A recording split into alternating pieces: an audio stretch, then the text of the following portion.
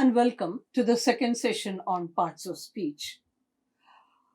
So, in this session, we will look at pronouns, conjunctions, prepositions, and determiners.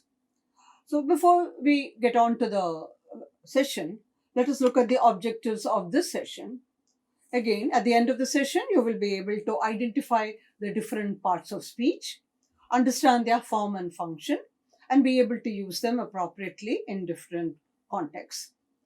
As always, you will have a few practice tests in between for you to understand the usage. Now, let us begin with pronouns. Now, what are pronouns? A pronoun is a word that replaces a noun or refers to it. Now, they're a very small category of nouns. The very distinguishing characteristic is that they can be substituted for other nouns. For instance, you are telling somebody about, talking to somebody about life in Delhi, you say, oh, Delhi is the capital of India. Delhi is a historic city. Oh, Delhi is a huge city, and Delhi is a very polluted city. If you keep using the word Delhi very often, it sounds boring and monotonous. That is where pronouns are used. And we have different kinds of pronouns. Let us look at the different kinds of pronouns now. Now, we have the personal pronouns. The personal pronoun can be on the subject or the object way, like a subject and the object. The subject pronouns are I, you, he, she, it, we, and they. Pronouns are very interesting, mainly because they are like the stunt doubles in grammar. Remember, in movies, you have a great hero and you have a stunt double who does the difficult fighting scenes for them. Similarly, in grammar, in English, or any language for that matter, you have these pronouns taking the place of the star of the sentence. It could be anybody, but then they replace them. So that is how important pronouns are. And then we have the object pronouns. What are the object pronouns? For the object pronoun for I is me. For you, it is you. It doesn't change. And for he, it is him. And she, it is her. And it, again, it is it. It doesn't change. And we becomes us. And they becomes them. We can look at the examples later. But these are the subject pronouns and object pronouns. And then we have the demonstrative pronouns. Some of them are this, these, that, those. They are the main ones. And sometimes we use none and neither as well as demonstrative pronouns. And we have the reflexive. What is a reflexive? Like the word itself suggests, it refers back to the subject. For example, myself, himself, herself, itself, yourself, yourselves. Please note there are two for yourself. It could be singular or for plural. Singular yourself we use when I'm talking to just one person. Suppose I'm telling Hema, Hema, you must take care of yourself. I'm talking only to Hema. In case I'm talking to about 50 people and I'm saying, hey, you must manage the situation yourselves, then I use the plural form of it, yourselves. So here we have yourselves. And then we have ourselves. For we, it is ourselves. And we have the interrogative pronouns as well. What is the interrogative pronoun? We ask questions all the time to get information. And interrogative pronouns are whom, whose, who, what, and which.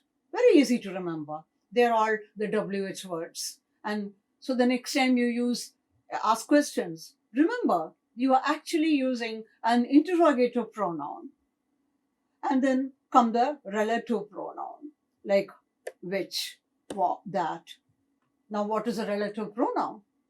It always refers back to somebody or a subject or someone who was there or was referred to earlier.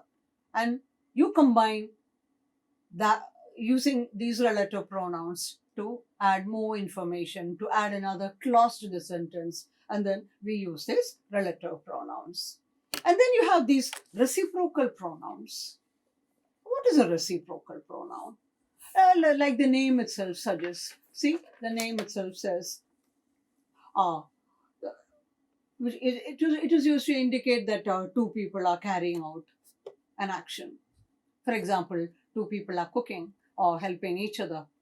And so the action or it is affecting both. Suppose A and B are doing a work. What the job that A is doing has an impact on B, and what B is doing has an impact on A. So they are helping each other, they are support each other.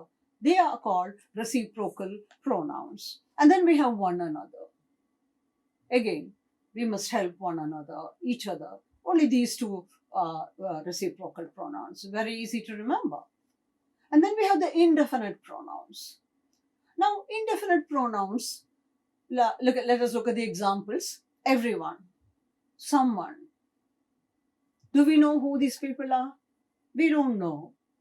Do you know whether it is Hema, Geeta, Sheila, Rajesh, Suresh? We don't know. We just generally say everyone or everybody. It could be someone or somebody or nobody or no one and nowhere, nothing, something, somewhere. They are all indefinite pronouns. Now, you can see that all these indefinite pronouns have this everyone, every, and some, and no. So you add something to that and they all become indefinite pronouns. Very easy to remember. And then we have the possessive and possessive pronouns. Like the name suggests, possessive means own, something that is owned. Like again, let us look at the examples. It could be the subject also. I, you, we, they are the subject. But then mine is the possessive pronoun for I. When I say that book is mine, I say I own it. It is mine. Yours. Somebody says, hey, is this yours? So they ask, does this belong to you? So it is yours. And ours, theirs, his, hers, and its. Did you notice that none of these possessive pronouns have an apostrophe? This is a very common mistake that many users make. So be careful when you write. Of course, when you speak, the apostrophe problem doesn't matter. But when you write, you have to be careful. So those are the different kinds of pronouns. Let us look at some examples for the personal. She gave them her car. Now suppose we say this, she is Radha. Now Radha gave Meena and Ram Radha's car. It looks funny. Doesn't even make sense. Radha gave Meena and Ram Radha's car. No, why do we need all those names? We don't. All we have to say is, she gave them her car. Simple. The meaning is conveyed. And then you have the demonstrative pronouns.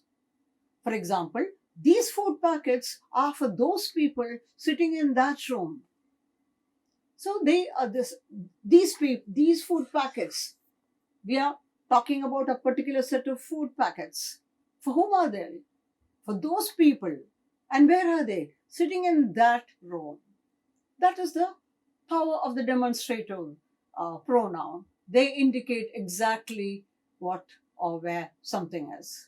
And then we have the reflexive pronouns. Like we said, it reflects back. We ourselves made all the arrangements for the party. And then we have the interrogative pronouns. Like it could be any, where is the meeting? And remember, we use these interrogative pronouns usually to get some information. And then you have the relative pronoun. Nobody knows who has taken the money which she had kept in the cupboard. Now, this relative pronoun who is referring to the person who took the money. Nobody knows who it is. And then which is referring to the money. So, who refers is a relative pronoun connecting to the person, and which is referring to the money that was kept in the cupboard. Reciprocal. Again, we looked at it. We help each other in the housework. So A and B it is they have the work that they do together is having an influence on both of them. Indefinite, everyone. We don't know who the people are. We just say everyone. And then we have the possessor. That is our mother. Yes, that is our mother. Somebody asks you, hey, who's that pretty lady there? Hey, that's our mother. That is how the use of possessive pronouns come into play. And then we have the determiner. Now, what is a determiner? Let us look at a simple definition for a determiner. A determiner is a word that accompanies a noun or a noun phrase and determines whether it is general, specific, and it talks about its quantity and who it belongs to also, and some other uses as well. Now, let us look at some examples. Articles. All articles are definite are determiners.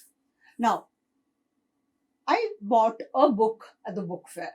Here, the article A acts as a determiner to tell us about a book, and the tells us about the book fair. So all articles are determiners as well. And then we have the demonstrator. We looked at them in the with pronouns also. Here they are determiners as well, like these and that. So determiners, demonstrator also are also determiners. And then we have the quantifier. Let us look at this example. After the floods, many people left the city, some stayed back, and a few are reported missing. So how does these words add meaning? Many. Many people. How many people? We don't have a number, but then it indicates that many people, several people, some stayed back. It could be few stayed back also, and a few are reported missing. So these are the quantifiers which are also determiners. And then we have the interrogative, like what? What did you do yesterday? Again, to get an information, all interrogatives are determiners as well. And numerical. Suraj is the first student from his village to enter college. Now the first. It indicates the first person from the city or the village to enter college. So it is all numericals can be determiners as well. And then we have the possessives which act as determiners. His mother and my cousin are schoolmates. We are talking about somebody's mother. And his cousin and my cousin are schoolmates. So these are the determiners that we use a lot. Now, let us look at the next part of speech, which is the preposition. Now, what is a preposition? A preposition is a word that conveys the relationships between other words and in terms of time, place, or direction. Now, it is a word that also conveys a relationship between other words, usually about the time. It could be indicating a place, or it could be indicating a direction. And they are a very integral part of language because they convey the meaning in an accurate way. They connect the subject and the action that is being done in the sentence to the object, or it tells us, it gives a lot of meaning. And it is a very important part of speech that we have to understand. They are very small words, but they can be confusing also at times. And because they are very unpredictable, they are used even in idioms. So the best way to understand preposition is to learn them along with the words that they go with, so that using them appropriately becomes very easy for everyone. So let us look at them. We have three kinds of prepositions, like the preposition of time. For example, I will meet you at 5 p.m. Now I'm saying at 5 p.m. We are using the preposition of time, at. And then the train leaves at 5 in the morning, again, at. So this is a very common thing we use. We use it all every day, all the time when we speak, at. And then we have prepositions of place. Some examples are here. The cat loves to sleep under the table. It is a position. Where is it? Under the table. These are some examples. The post office is between the hospital and the pharmacy. So it is giving the location. So where is the post office? Between the hospital and the pharmacy. It is between the two. There is a garden in front of the house. Where is the garden? In front of the house. So when you ask the question where and you get the answer, you know it is the preposition of place. The third preposition is preposition of direction. The child ran towards his mother. So the mother is here, the child runs, it is towards his mother. I poured the coffee into the cup. So it is an action that is done. The coffee is going from the jug into the mug. So it is into. There is a bridge over the river. That is above the river. So these are the three kinds of prepositions that we have. And then we have the conjunctions. Now, conjunctions. What is a conjunction? Let's look at the definition of that. Conjunctions are words that join other words or group of words. Again, another very important part of speech. Now, we have three different kinds of conjunctions. We have the coordinating conjunctions. And how do they function? Simple. They connect two elements of equal weight. That is, the examples are for, and, nor, but, or, yet, so. So for convenience sake, they are called fanboys. For you to remember them, F, for, and. See, you have this, you connect with F, and you understand that. And you have the subordinating conjunctions. Subordinating conjunctions, what do? They introduce subordinating clauses. So you have one part of the sentence and you use a subordinating clause and then another part, a conjunction, and the second part comes in. And what are the words used to form a subordinating conjunction? The words used are because, since, while, after, if, although, and whether. And then we have the correlative conjunctions. And how do they work? They are parallel or similar in length and grammatical form. Now, so they exist parallelly. In grammatical terms, they are equal. In terms of meaning, they convey parallel meanings as well. What are the words that give us that we can be used to frame correlative conjunctions? We use not only but also, either or, neither nor, and both and. Remember, you have to use them together. For example, I like not only cheesecake but also ice cream. Let us look at some examples for you to understand them. Coordinating conjunction. He finished his work and went to play.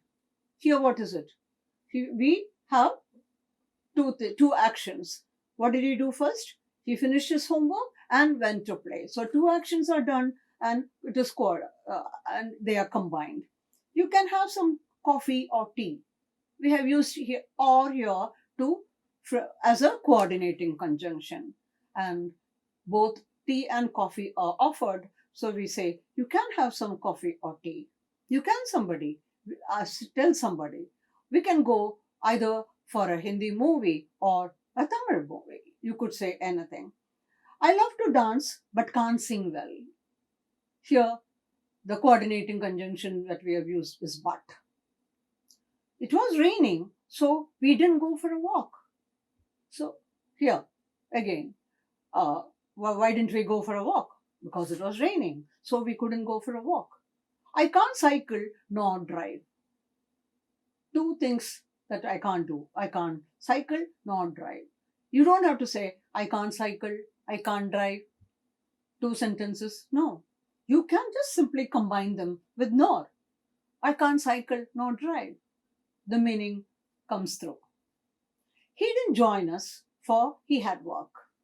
Again, it is combining two things. He didn't join us. He had a lot of work. Instead of two sentences, we are using the coordinating conjunction for, and we understand the two aspects of the sentence. Mother was unwell, yet she cooked for us. Here again, we have two conditions. Mother was unwell, yet she cooked for us. So, we are using coordinating conjunctions to combine two ideas. Let us look at some examples for subordinating conjunctions. Remember, subordinating conjunctions add an extra clause to the sentence. She was late because she missed the bus. Now, she was late. Why was she late? Because she missed the bus. So, it depends. And a clause is added to the thing. She missed the bus is a sentence. She was late is another one. And the two are combined together with the word because. You can go home after you finish your work. So, when can we go home? After I finish my work. So it depends on that. He wanted to know whether I was interested in the job. So again, the word whether is used to combine two parts of the sentence as subordinating conjunction. They played football although it was raining. So again, it was raining and they played football. So the word although, it combines the two ideas together. Arun was singing while he was working in the kitchen. Now there are two things that Arun was doing. He was working in the kitchen and he was singing as well. So Arun was singing while he was working in the kitchen. I must clean the house before the guests arrive. So again, before the subordinating conjunction here used is before. Raj has played cricket since his school days. Again, since is a subordinating conjunction used to tell you that Raj has been playing cricket since childhood. Let us look at correlative conjunctions. She can not only dance but also paint. Now, two parallel things are happening. She's a good dancer and a good painter. And how did we combine that? We don't say she can dance, she can sing. We combine the two using not only but also. I want either a cheesecake or a fruit cake. Now, two cakes are being offered. I don't want both, I want only one of them. Then I say, I want either a cheesecake or a fruit cake. She can buy both the red dress and the green dress. Both. We don't say she can buy the red dress, she can buy the green dress. No, you just combine by using both and. She was not sure whether to play cricket or to go for a movie. So he's confused. He was not sure whether to do this or that. So whether, we use whether or. I can neither speak nor write French. No, I can't do both. So you say neither nor. He was not a great batsman, but a great bowler. Now, there's one thing that the person could do, and what was that? He was a great bowler. And the thing that he couldn't do was, not very well, was he wasn't a great batsman. Fielding isn't as fun as batting. Here we are talking about somebody who loved batting but wasn't very good at fielding. So instead of having two sentences, we use a correlative conjunction and combine the two ideas and say fielding isn't as fun as batting. So here we have all the three conjunctions in the same slide for you to go through at the same time. These were the sentences that were described earlier. You can pause the video and look at it later for better understanding. And then, now, having looked at the different parts. We looked at the prepositions, we looked at determiners, we looked at conjunctions. It is time for some practice test.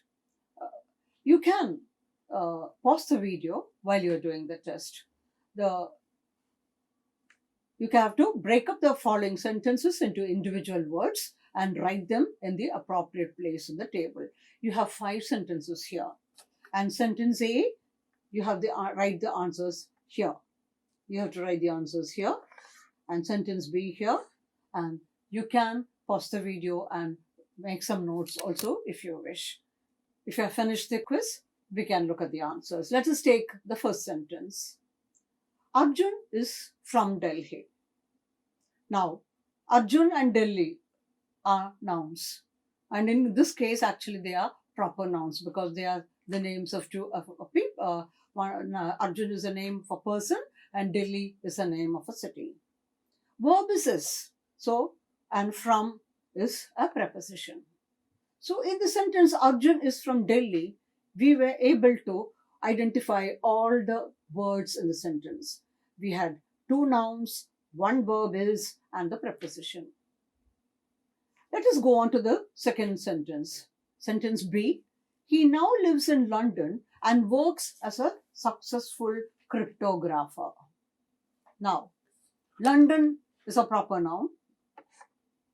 Cryptographer again is a noun. And he is a pronoun. And as and a are determiners. And adjectives is a successful. What kind of a cryptographer? A successful cryptographer. And the verbs are, there are 2 verbs in the same sentence, lives and works. And now, adverb is a noun, is an adverb of time now. And you have the preposition in and.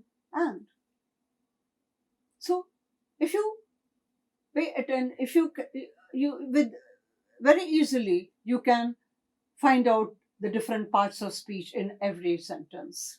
Let us move on to the sentence C. He visits his family in India regularly. Family and India are nouns. Family is a common noun. India is proper noun. He and his are pronouns. He is a subject pronoun and his is an object pronoun.